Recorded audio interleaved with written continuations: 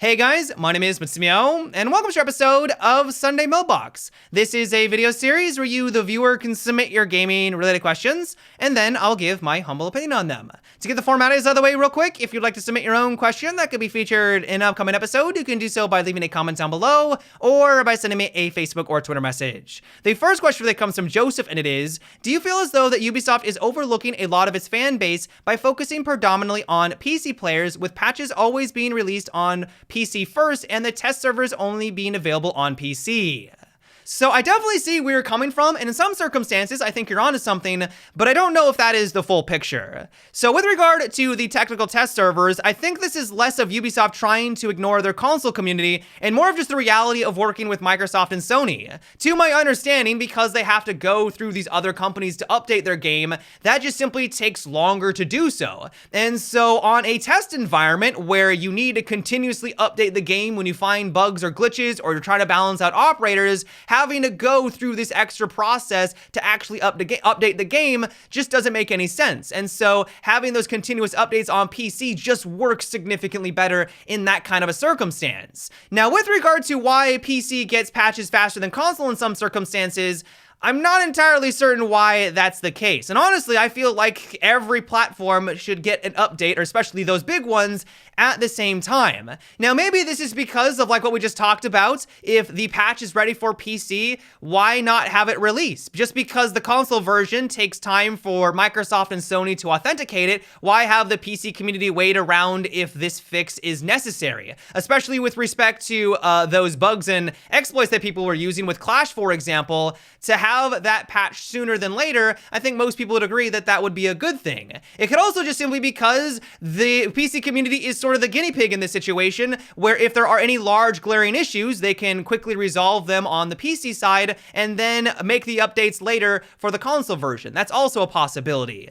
Now, one aspect that I realize that you don't mention in your question, but I think it relates to this topic very well, is operator balance between all the different platforms. It seems like Ubisoft really does focus on the PC side of things when they're balancing out all of these characters. In the articles where Ubisoft supplies us these charts, they're talking about the win rates and pick rates of Platinum and Diamond PC players. I can only imagine that these charts are probably different on the console side of things. Now, maybe I'm completely off basis here and they're very similar and there really isn't anything to talk about further, but I can only imagine just because of the way that these platforms work, they're gonna be a little bit different. I'm constantly hearing from my console friends in the community that Ella's Shoddy, for example, is overpowered. It's way too strong, everyone's using it, and that she's a bit too powerful right now. On the PC side of things, while her win rate is surprisingly high, I don't think it's necessarily because of that weapon type. At least from personal experience, I hardly ever see anyone using that weapon type when they're playing as her.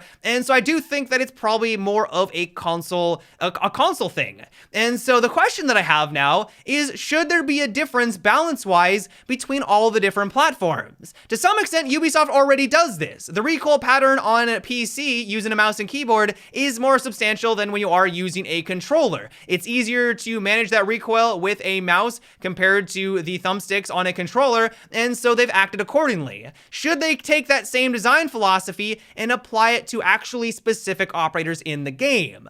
The downside of actually doing this, though, is that it makes the game a lot more complicated balance-wise and manage that, because they now have to basically essentially make two different versions of the game. And once again, maybe there isn't really that much of a difference between these different platforms, and it's really not very necessary. All in all, though, like I said, I do see where you're coming from, but hopefully I've illustrated why it's not as clear-cut as it might seem. I do think that Ubisoft can do better in this regard. I think that they should probably be more transparent. A lot of people are getting frustrated with mouse and keyboard on console. That's becoming an issue, but it's much more complicated than it might seem at first glance. Let me know what you guys think on this topic, though. For you console players out there, is there anything specific that you think that Ubisoft could do better? Should they be more transparent? Is there an issue that you would like them to resolve? Give me your guys' thoughts down below. The next question comes from Dylan, and it is, what are your thoughts on a new defender who had a gadget that worked like Thatcher's EMP and was turned on/off like Vigil's ability? They would have a device that they can turn on while roaming, and when on it, would disable any offensive gadgets such as claymores, nomads gadget, drones, etc.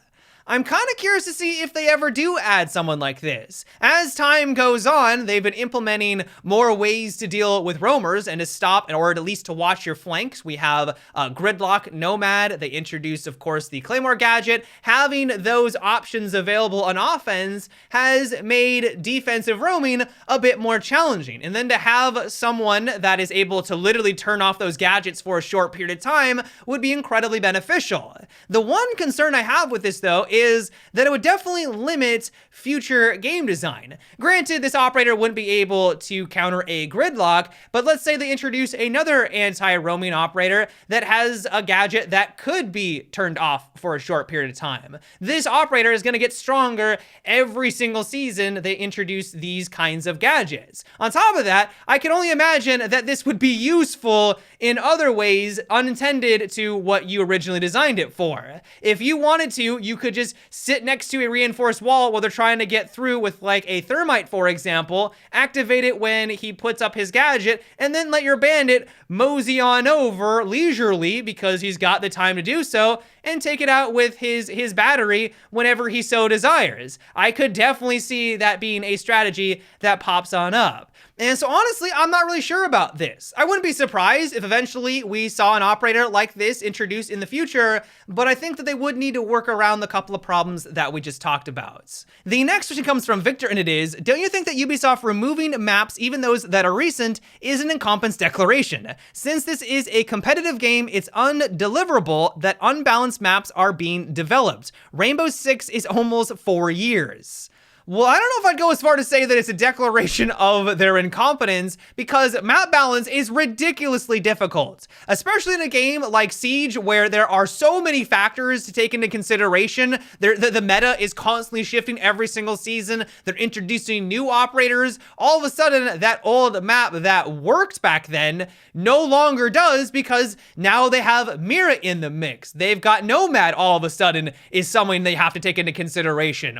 All of these changes along the way doesn't necessarily make the old maps or even the new ones incompetent. It's just the ever-flowing dynamic of what is Rainbow Six Siege, if we're being completely honest. On top of that, it is really difficult to actually make a map that works day one. It's not an easy task. But to some extent, I would say that Ubisoft has done a relatively good job with it. Now, that doesn't mean they're perfect. I'm looking at you, Hereford base, and we'll get to that here in a second. But Villa is fantastic. I think they've done a really good job with Outback, and honestly, I think Ubisoft has kind of learned their lesson that they can't continuously bring us a lot of new maps because it's not sustainable. Now, one thing I think that Ubisoft could do a bit better is trying to fix obvious glaring issues with maps that just released. Hereford base is probably the best example. The top floor has no business being in a competitive environment. It is incredibly defensive favored. We don't know the stats, but I'm assuming it is a night and day difference between the two different sides.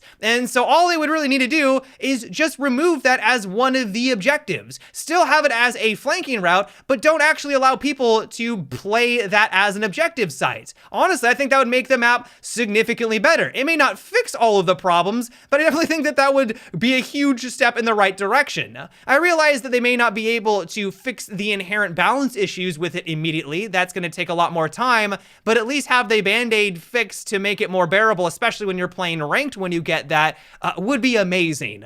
In general, though, all I can say is that map balance has to be incredibly difficult in a game like Rainbow Six Siege, especially with all the different dynamics that they have to juggle. I realize that this is a bit of an excuse, but that's just kind of the nature of it. No matter how much effort they put into these maps, not only to make them different from all of the others, provide a new experience, but also well balanced, they're really not going to know if it's going to work until thousands of hours or even months later, until a meta and strategies are established. People will still tell me they don't know how to play Fortress because they hardly ever play on it. How can we say that Fortress isn't well balanced if people don't even know how to play on it because it just hasn't been in the game long enough? Now, I realize that's a bit of a poor argument because I would say Fortress is one of the weaker maps that they've introduced, but hopefully you see where I'm coming from.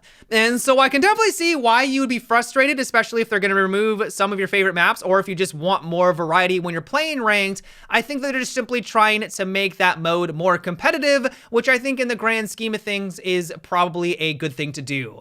The next question comes from Justin, and it is, how would you feel about Siege picking up the rank system that Apex Legend has, where if you reach Plat, you can't drop down to Gold, and you stop losing elo at the bottom of Plat 3, and the same goes for every ranked bracket?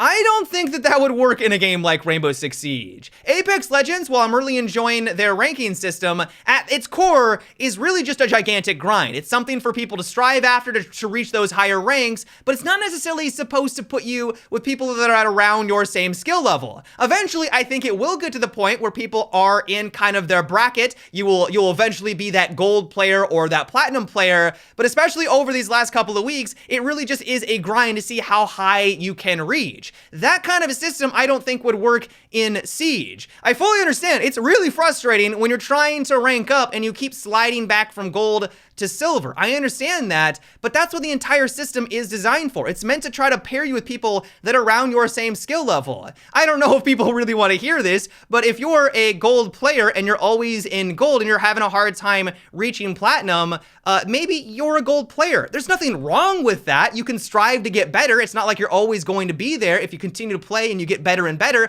eventually you'll rise through the ranks. But for right now, it's trying to place you there because that's where it thinks your skill level is. And to have a system that locks you out from going any lower, I don't really know if that would be a good thing for just the overall matchmaking system of this game. But yeah, guys, that is about it for today's episode of Sunday Mailbox. I hope you enjoyed. Let me know what you thought about what we discussed today. Do you think that Ubisoft could do a better job of responding to the console community? Do you think they're doing a good job right now? Let me know your guys' thoughts down below. As always, if you'd like to submit your own question for a future episode, you can always leave a comment or by sending me a Facebook or Twitter message.